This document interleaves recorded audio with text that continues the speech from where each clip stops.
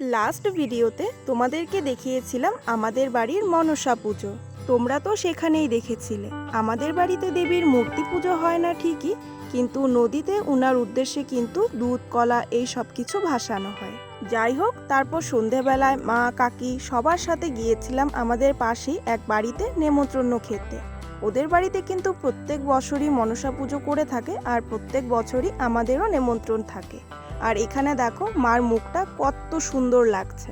আমরা যখন গিয়েছিলাম খুব একটা কিন্তু ভিড় ছিল না, লোকজন কমই ছিল। তারপরেও ঘরে একটু বসে গল্প করছিলাম সবাই মিলে।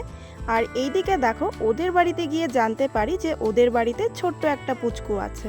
এই পুচকুটা হয়েছে 5 মাস হয়ে গেছে। তার মধ্যে আমি তো ওকে কোনো দিন দেখিও নি, আর ওর কথা জানতেও পারিনি। কালকে প্রথমবার ওর সাথে দেখা হলো।